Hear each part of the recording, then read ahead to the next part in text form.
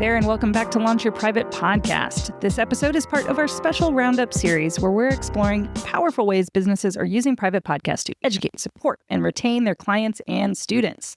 Each Roundup features a few past guests sharing their real-world experience around one theme. I asked each of them the same set of questions, and you'll hear their answers back to back so you can catch different perspectives quickly without a ton of backstory. In this episode, you're going to hear from Kim McCarter, Tammie Bennett, and Dr. TK, each of whom is using private podcasts in creative, smart, and sometimes surprising ways inside their courses, memberships, and programs.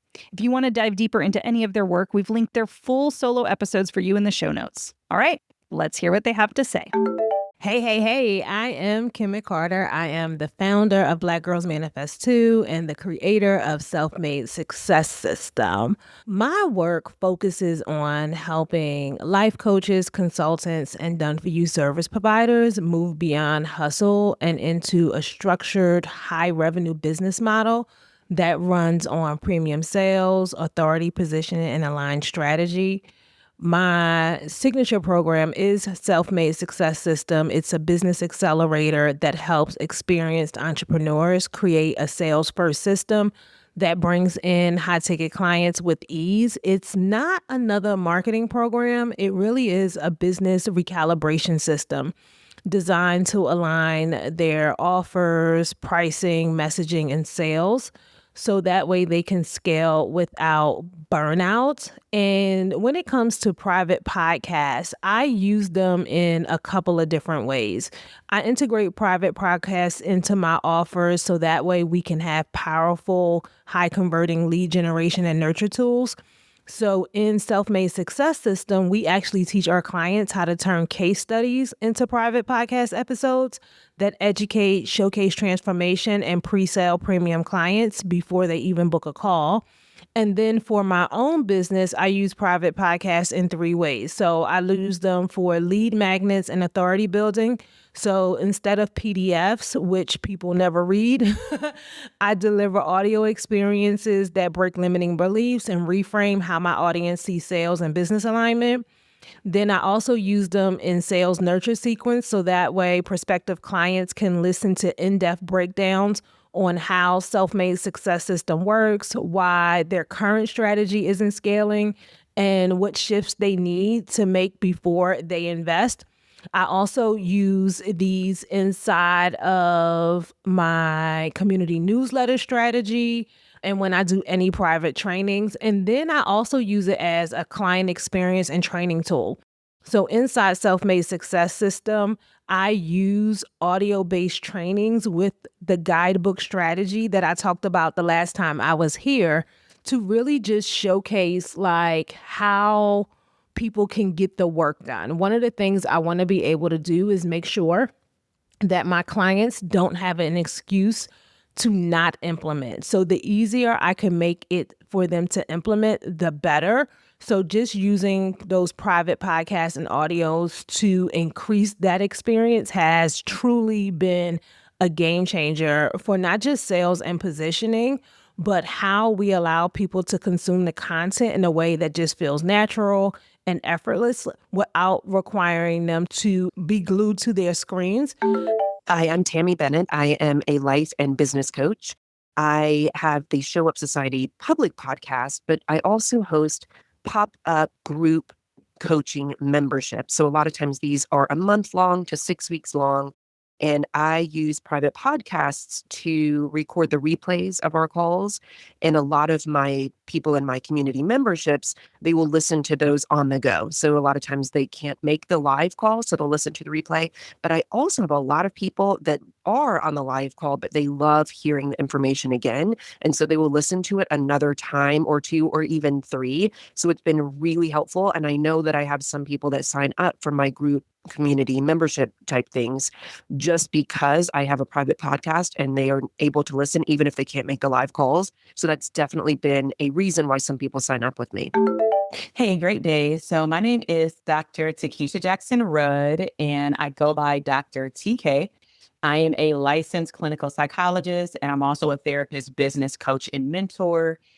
Some of the programs that I have that I also integrate the private podcast feeds into my offers include my private practice academy, which is now on what's called an asynchronous model, which means that we use the private podcast for them to submit their questions to get more of a personalized coaching experience. And it also helps our audience, which are mental health providers, to be able to submit their questions on their own time, because we do serve individuals across about 5 different countries at this point. We've also had 3 different types of memberships, and we use the private podcast for onboarding. We do what I call business therapy or mindset around entrepreneurship. That way, when they get on the actual mentorship or coaching call, we can focus on the business strategy. We also have CE workshops, which are the continuing educational credit workshops that we need in order to stay licensed. And so typically what I do is I host them live, and then we are able to upload the replay for those who just want to hear the audio version of it.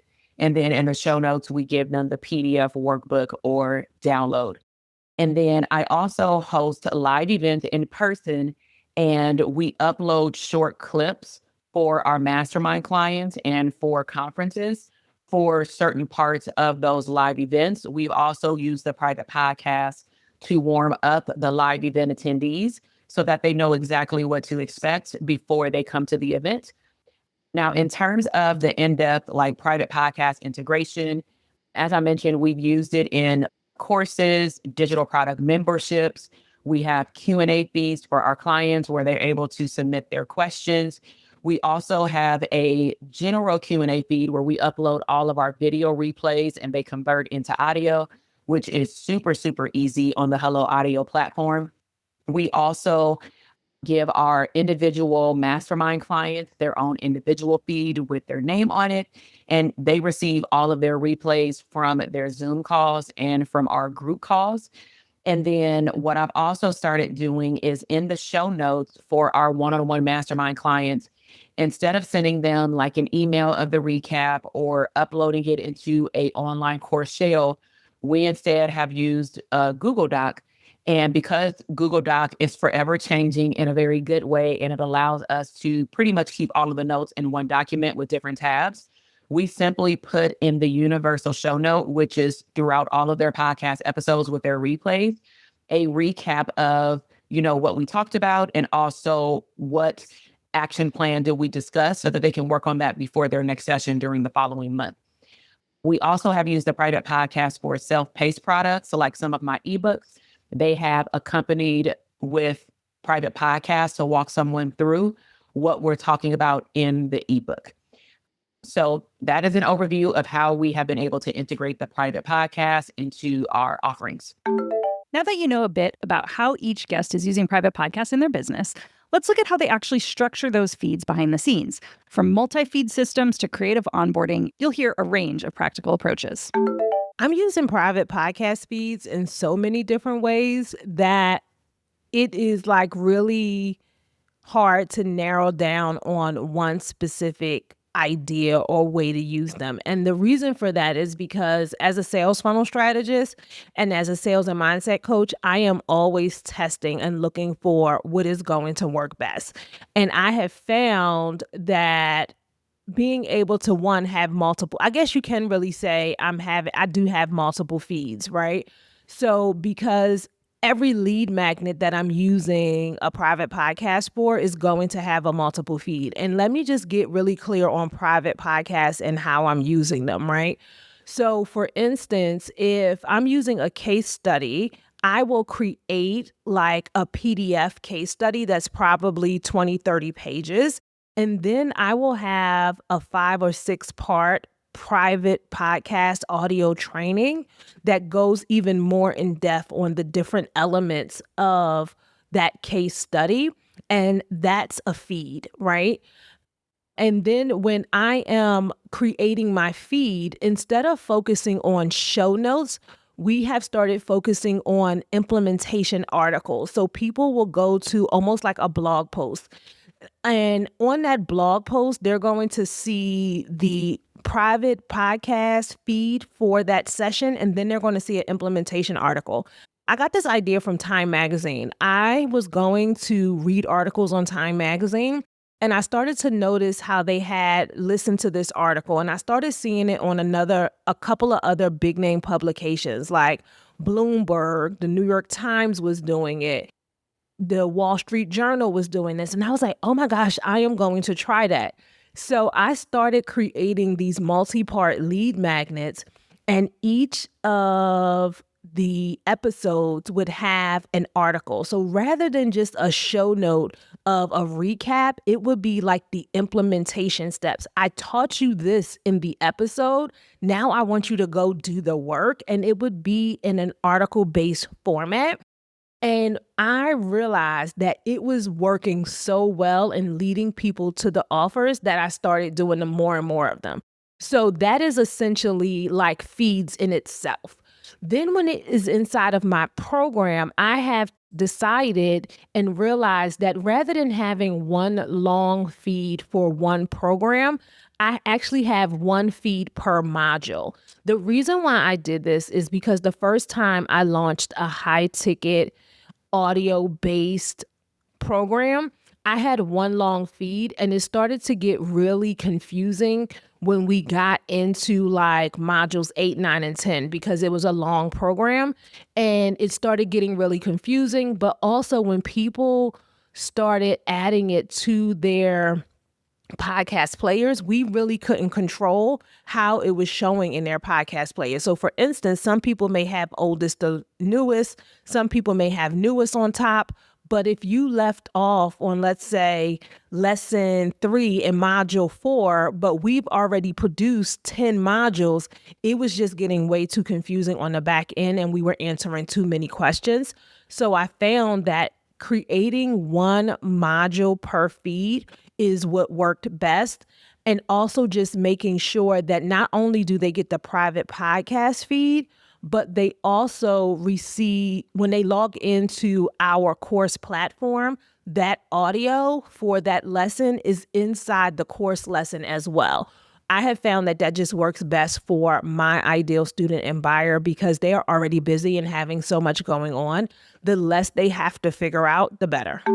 So the way that I structure my private podcast for my students or members are, I have a different feed. I have one feed for each pop-up group. So I'll have, like, let's say February of this year, I had a running group coaching online, and I also had an accountability club kind of pop-up. So during that month, I had 2 different groups, and each one had their own private podcast feed.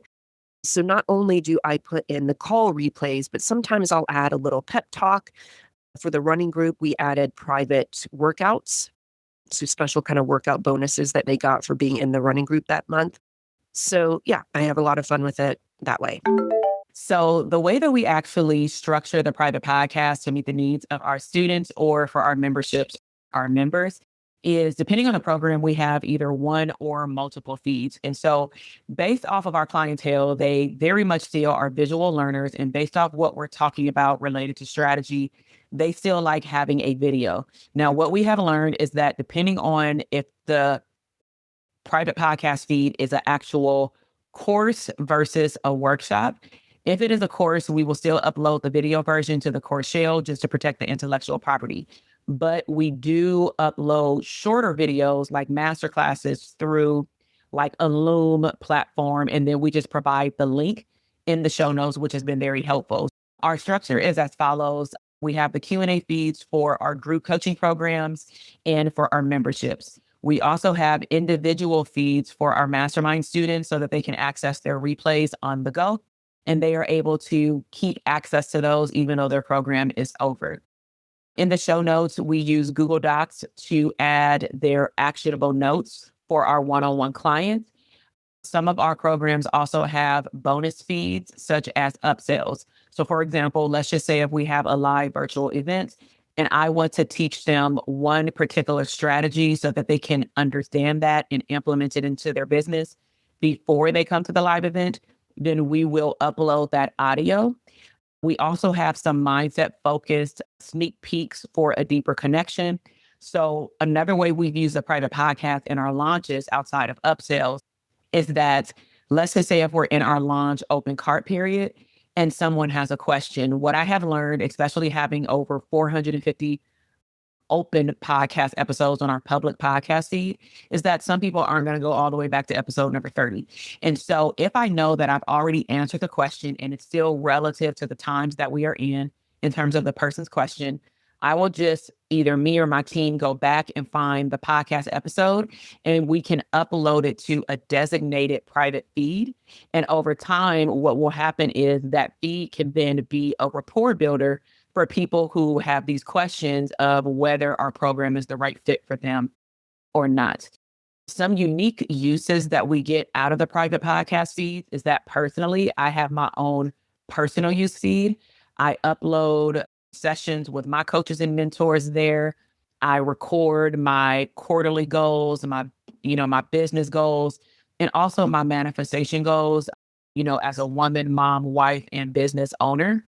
And I also upload just some recaps and affirmations that I may need to listen to stay focused or to maybe even just get excited again about what I'm working on in my business and my personal life. Next, you're going to hear their tips for using these private podcasts to really design episodes to keep students engaged and taking action. For some of these creators, you're actually going to hear what they do heading into the product and then also what's in the product. So the marketing side and how that contributes to retention and how they design the episodes to make sure their students are taking action. Hands down, the most effective strategies I have found for attracting and retaining clients when it comes to private podcast is not using them to kind of just explain away and get really redundant in what I'm saying. Making sure that I treat every lesson inside of a private podcast as if it was a real life podcast episode, starting with that audience engaging hook, making sure they understand what they're going to experience or learn in that episode, being really specific and strategic about my teaching points, making sure I'm using pauses and break points to insert where I need them to really pay attention, teaching inside of a private podcast in combination with that guidebook and that lesson plan, letting them know where I'm at in the lesson, having very specific or not even specific strategic teaching notes that they can reference as they are listening. If I have an image or a graphic or anything that I'm walking them through, letting them know exactly where that is in those teaching notes and lesson plans so that way they can follow along. Making sure that I am also reminding them throughout the lesson and at the end of the lesson in the recap what they need to do before they go on.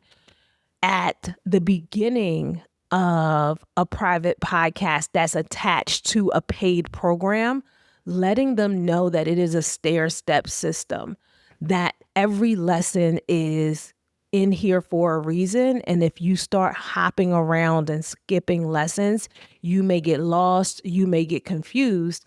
And when you show up to your coaching calls, I will know that you skipped a lesson and I will probably also know what lesson that you skipped. So this is just about making sure that they have a form of accountability in their experience. Another thing that I have found to be effective is that because I have a hybrid business model, meaning I offer coaching, but I also offer consulting and done-for-you services as well, my consulting and done-for-you service clients also receive private podcasts that set expectation on what their consulting or done-for-you experience is going to be about for me. I also have a private podcast. Now, I started doing this, Lindsay, I started doing this after the last time I was here, and I created a private podcast course that is all about it's almost like a welcome to self-made success system academy. So regardless of what program or digital product people go into, everyone gets like this start here course, and it's all mindset and about accountability and about implementation and just about setting the expectation for what their experience is going to be about. And again, that also has that guidebook, and it's about 8 or 9 lessons, and it's all about just setting the stage. I have found that giving people this has been so good when it came to retention, because it just sets the stage for what the experience is going to be about. And it literally blows people away, because they come in and they're like, oh my gosh, if this is just like, hey, holding me over until we start, I can't even imagine what it's going to be like to truly be immersed in this space. So that has worked really well. The other thing that I have realized is I like to be ahead of the curve. So right now we've gotten into a space, and this just could be my, articulate reactivation. This could just be like, how my brain works. And I'm picking up on this because I'm in this world. But I feel like so many people are like, here's a private podcast, here's a private podcast, here's a private podcast. So I've kind of gotten away from using like, hey, here's a private podcast in my marketing, and really just letting people know like, hey, I have this training that you're going to receive instant access to that you can use to do blah, blah, blah, blah, blah. And then once they get inside, they then can experience the private podcast. I have also been using private podcasts as additional layers and other things. So like I said earlier, like if I build out a case study, they'll also get a private podcast training. Back during the holidays, I sent only my list of 5-part training that they received over the holidays, like literally from a couple of days before Christmas Eve all the way through the new year.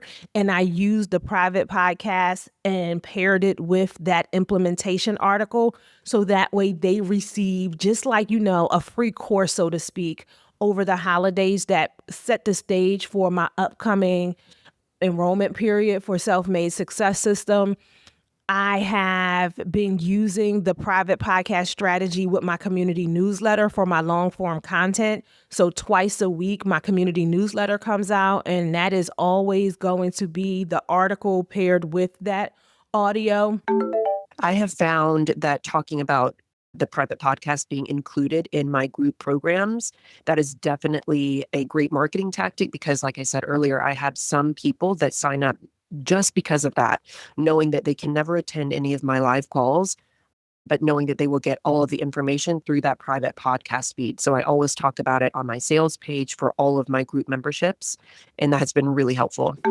Some of the marketing tactics that I have used that has proven to be the most effective when using the private podcast feed to attract and retain clients and students in our program is one, making the private podcast free. So I have special feeds that are focused on personal storytelling, especially around the topic of resilience with being an entrepreneur, but also earning a doctorate degree, becoming a clinical psychologist, and being okay with understanding that my professional career created a journey for me to go into entrepreneurship. And so I do a lot of reflection on that particular feed. I've also had a feed about 7 to 8 episodes. It was a series. It took people all the way back to how I became the person that I am today, more like a case study, going all the way back to my resiliency mindset from high school and how I showed up in that season of my life, all the way up to current business growth. And the reason I did that feed is that sometimes people only look at the last couple of months or the last 2 years of their business growth, and they're trying to figure out what is their next move, when in actuality, if you look at your life like a case study, you will realize very clearly why you are in the position that you are in, whether that is in a win season or in a stuck season. I've also done private podcast feeds that target African-American clinicians and service providers that really hone in on being highly qualified with what you've worked toward. But sometimes, people online don't share the ups and downs of being in clinical settings, having a degree, and you are the only person that looks like you. And that sometimes you are seen as the token. In these podcast series, I've also focused on the importance of brand awareness, visibility, improving your mindset, being okay that you can be wealthy for my audience as service providers, and also building a deeper connection. Even though some of my clientele may say that they prefer video, the actuality of them saying that they want video is very different than them sitting down and watching the video with no distractions. So I find that over time, they realize that they are also an audio learner as well. And listening to the podcast really helps them hone in and listen to what is actually being discussed. I've also done what's called an exclusive private release for about 6 months, where I may put out a feed. It may be free, but it's only for a certain period of time. And typically that rolls into some type of launch. And then I've also had various podcasts, whether it be on my public podcast feed, on my YouTube channel, and I will later repurpose some of those episodes. All right. These next answers are all about best practices, what to do and what to avoid when you're teaching with private podcasts. I am really going to say the best practice is going to be having that structured guidebook. Since the last time I was here, I have finally built out a paid product for the structured guidebook. I am also offering done-for-you services for that structured guidebook. I have definitely taken the structured guidebook to new heights, and being able to just create that guidebook and teach from that guidebook inside the private podcast has absolutely been chef kiss. It is the thing I really think that is a must when doing the private podcast. Even if you're doing it as a free lead magnet, having that teaching tool alongside it is definitely like great. Some crucial don'ts. And I am someone, because I study the market, I probably haven't listened to as many private podcasts as you are. I don't know if you do audits and stuff like that, but I definitely have listened to my fair share of private podcasts. And there are just some things that I am like, don't do that. One of the things I have found is that with the integration of AI, a lot of people are just using AI to record their private podcast. And I love AI, right? I want you to use AI.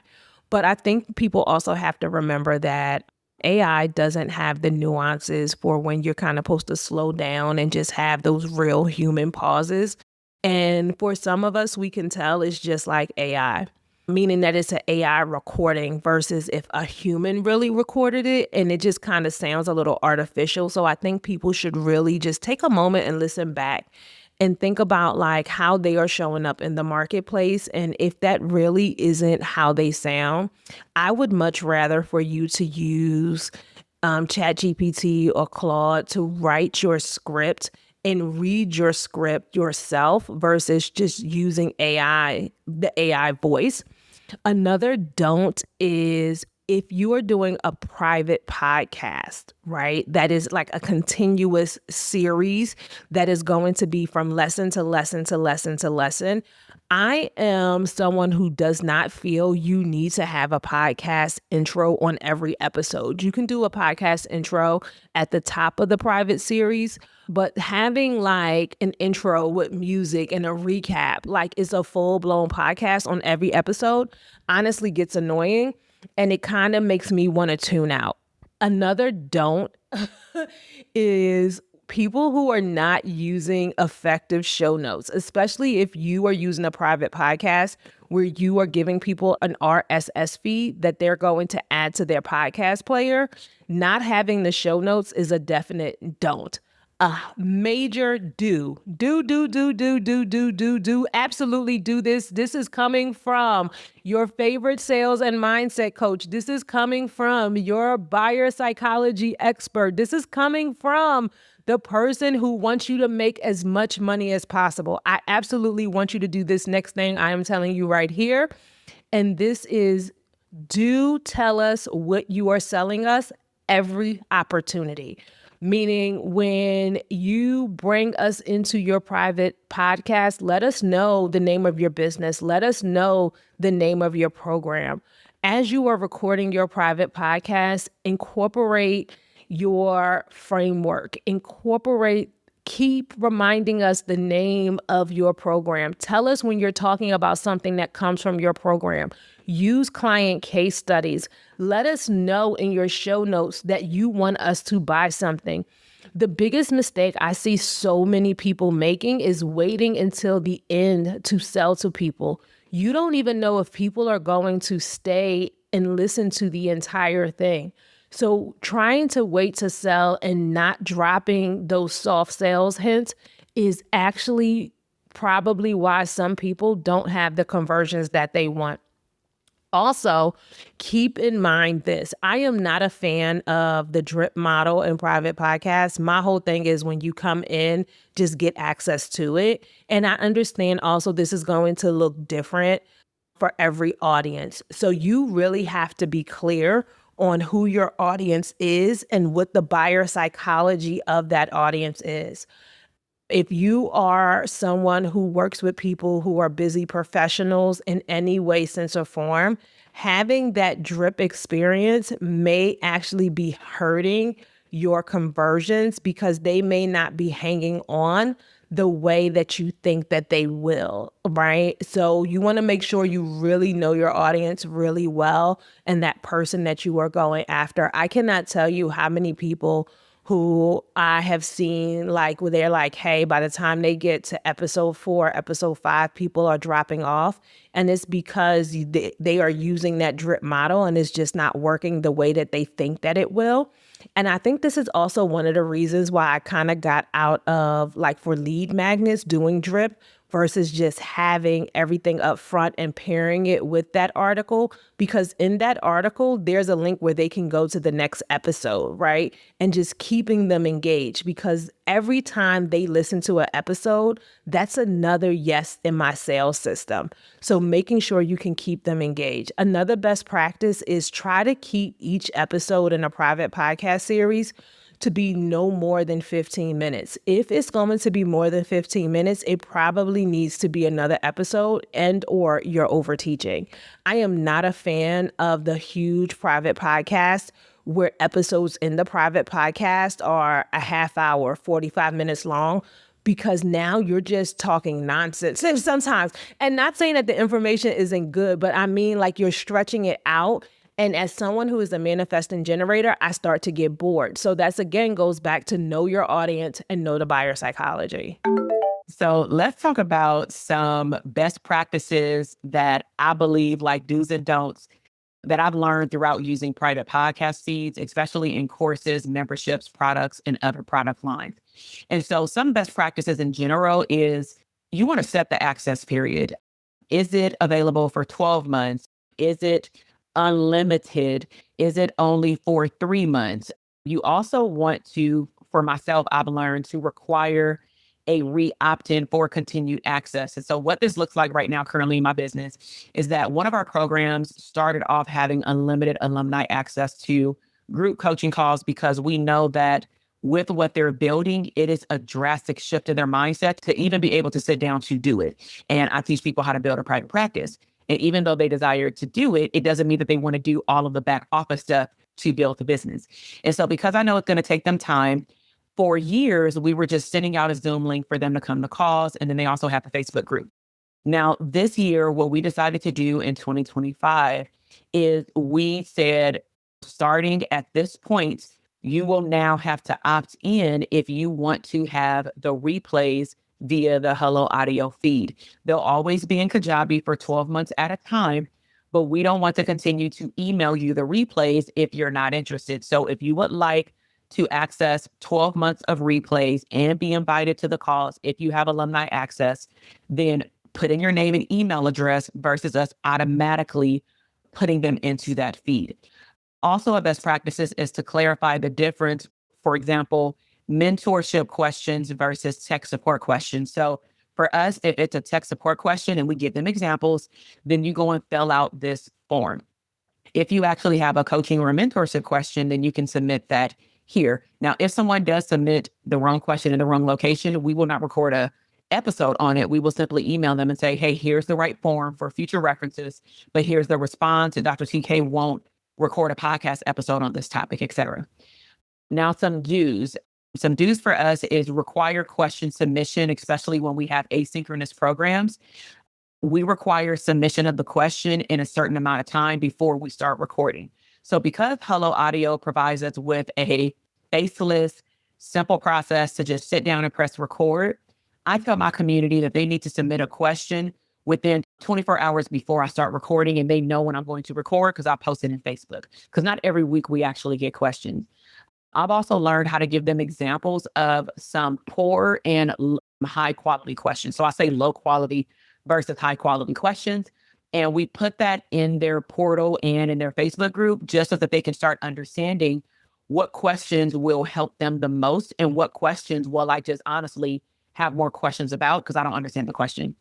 So we vet the questions for coaching versus podcast suitability to determine if, okay, this question actually should be discussed in person because I need a dialogue. And if that person is unable to attend, then we will let them know we require that you answer these additional questions just so that I can make sure that I answer your question on the private podcast.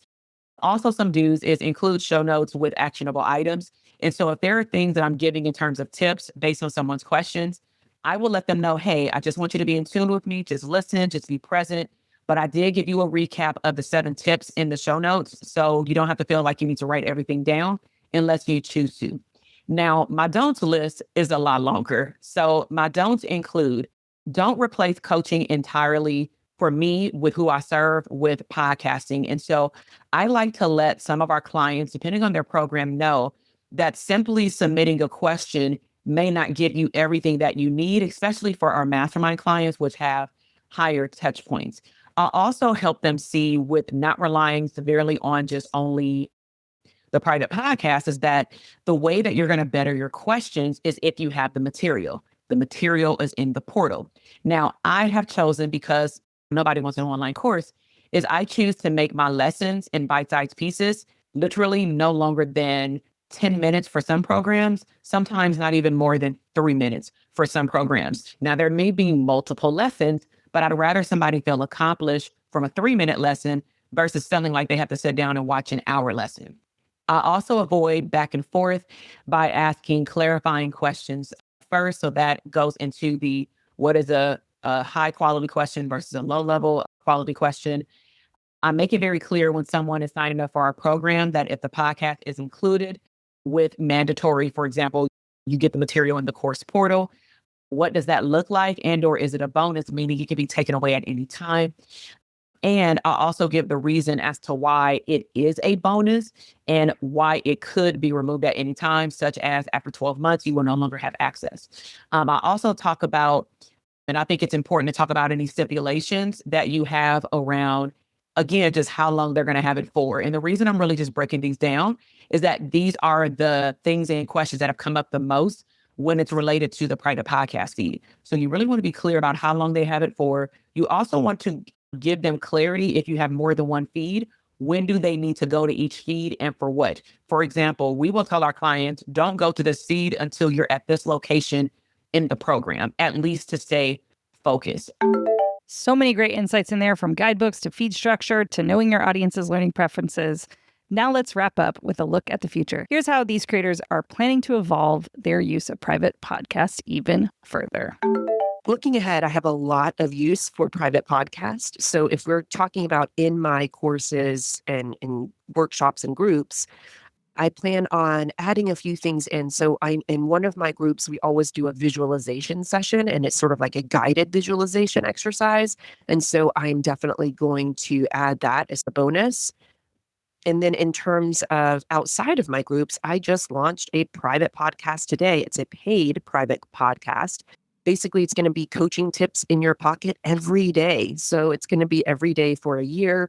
I'm super excited about it. Also a little nervous because that's kind of a big deal. But I also have, I have at least 25 ideas for what I could use private podcast with inside and outside of my groups and courses and memberships. So this is only the beginning.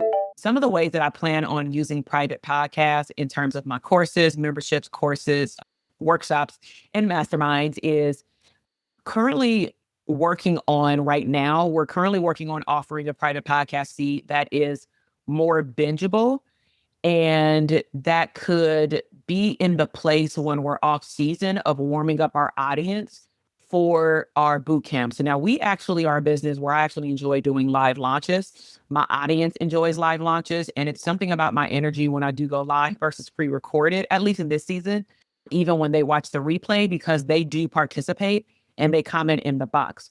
But I do want to have something in place where when we don't have open enrollment, they still have something to consume versus just getting a digital download like an ebook with tips. I also want to create curated audio content that helps my audience consume the information that they want to learn. And then if they choose to, they opt into a program that offers live access. So that way they're getting something from me, even if I don't have to physically be present. And I would also love to shift, my program's enrollment by incorporating private podcast boot camps. So again, we can earn sales in our sleep and we don't have to fully rely on the bigger projects such as a live launch. What a jam-packed episode. Hopefully this gave you a bunch of ideas for how you can teach more effectively and more flexibly with private podcast. If you want to hear more from today's guests, their full solo episodes are linked for you in the show notes. And if you update your own course or program or mastermind after listening to this, let me know. I'd love to hear how you're using it. This was part of our private podcast Roundup series. Be sure to catch all the episodes if you haven't yet, and that way you'll be inspired by all the creative ways you can put private feeds to work in your business. Thanks for listening, and we'll see you in the next episode.